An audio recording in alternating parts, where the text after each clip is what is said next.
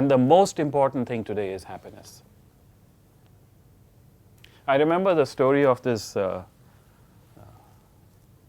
extremely wise master. He was enlightened, everybody knew it. One day he's with his student, they're walking in the marketplace, just out for a stroll. And this master is approached by a man who obviously doesn't like the master, right? So master and student, suddenly this man approaches them and he starts to argue with the master. I know you're a great teacher, this is what I believe about life, and then he gives him his own projection on life about what he believes it to be. And he goes on for 5 minutes and the master is listening quietly, the student is listening quietly, and the man continues to talk about what he believes about life.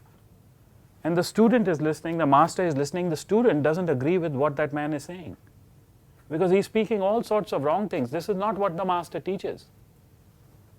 The student is waiting that when this man finishes talking, my master will give him the proper explanation. My master will give him the right wisdom.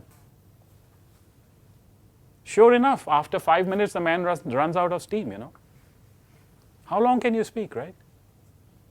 I mean, if you're me, maybe an hour. It took me some practice, when I got here.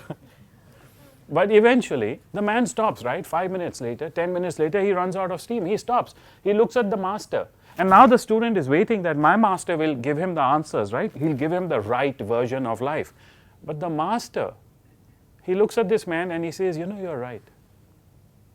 Whatever you think about life and what you've said is just right. Very good, carry on. Now, they walk away. The student is agitated, right? How can my master just accept that man's view of life when he knows it's wrong? I mean, I've been with this master for years. I know that the master doesn't agree. So how can he just say, yes, that's all right? So as they're walking away, the student asked this master, he said, Master, everything that man said was wrong. You have taught me differently, right? But yet you agreed with him. What is right then? What is right? Why did you agree with him? And the master looks at him and he says, my task today is to be happy, not to be right. Do you follow? My task today is to be happy, not to be right. I'm not out here today living life to prove to the whole world that I am the right one, you're wrong. My task today is to be happy. Had I argued with him, he would have argued back, it would have gone downhill, we would have become unhappy. Sometimes we have to make that decision right in the morning. Today I'm going to be happy. This is a secret of life. Happiness is not a consequence, it is a cause. This connection, right? Cause and consequence, right? Happiness is not the consequence of things. When life is perfect, when my partner is perfect, when my business is growing 30% a year, when. That means you're constantly waiting.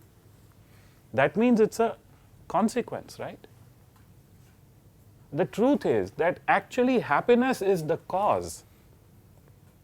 It is the cause of all the good things in your life. And you have to decide the cause right in the beginning of your day. So when you start your day, think that I don't know what the day will bring, I don't care. I know what I will bring, and I bring my happiness and my joy today.